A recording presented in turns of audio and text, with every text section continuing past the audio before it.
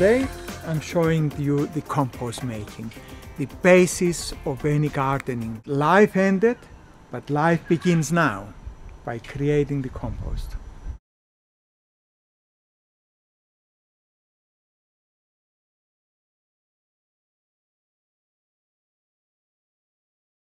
We are getting ready now to do the turning of the compost.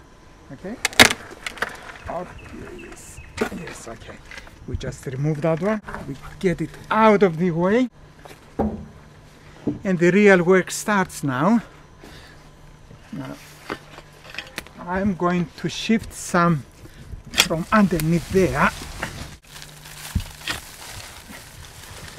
Water is very, very important for the compost making, so therefore we're going to water it now.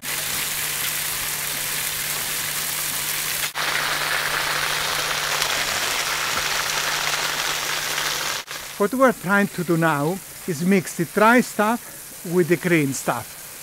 So because everything has to be thoroughly wet but not soggy, about 50% moisture. If you squeeze it on your hand, it releases water. That's too much water. By turning it every second day, the compost will be ready in 2 weeks' time, no fail. Because we've got a lot of woody materials, therefore they haven't got much nitrogen. While the green stuff got a lot of nitrogen, we need a balance of those two. So therefore we're going to add some blood and bone and some manure, just to bring up the nitrogen content. Some blood and bone.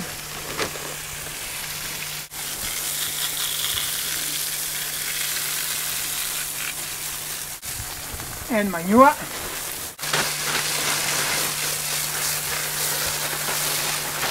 Now, if the materials which you use, they haven't got enough soil on them, then you throw in some soil so that it got microorganisms in there, worms, and it adds to the body of the compost.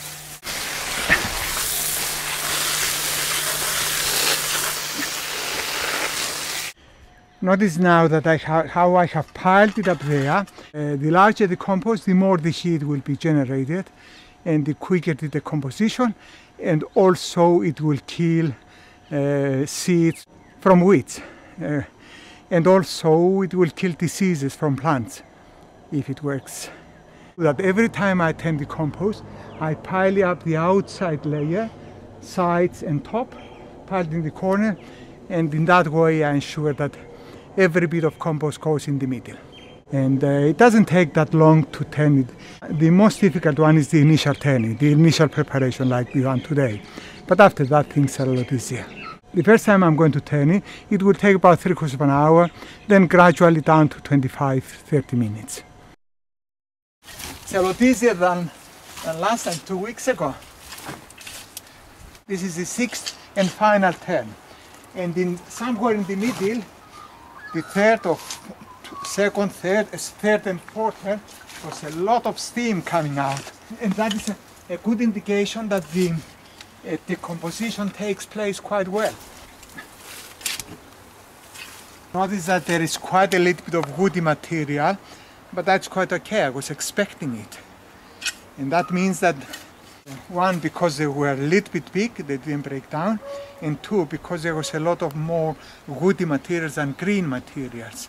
And as I said before, for a balanced quality compost, you need equal volumes of green and dry materials. But if you harvest the greens and then you leave them there, they become dry anyway.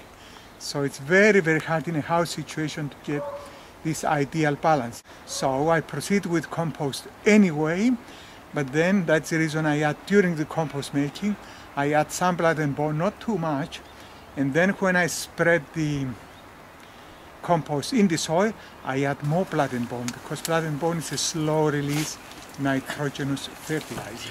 Very important. You see those worms? There are still some worms. Initially when we started making the compost, there were many, many worms. But the heat eventually kills them, but then they come back. When you turn the compost, you always find the worms on the sides, because they move away from inside to the perimeter where it's not that hot. You see what's happening here? The message here, don't add new stuff once you start the compost making.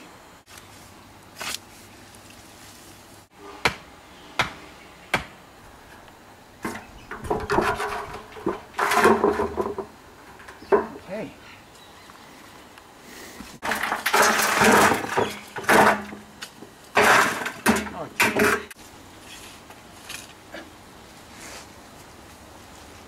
Finito.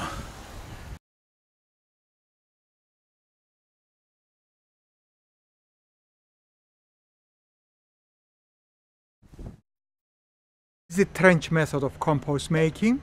I dig a trench, as you can see here, about that deep height, and then as soon as there is some waste, kitchen waste, then I empty it at one end. Okay, that's good. Then we cover it.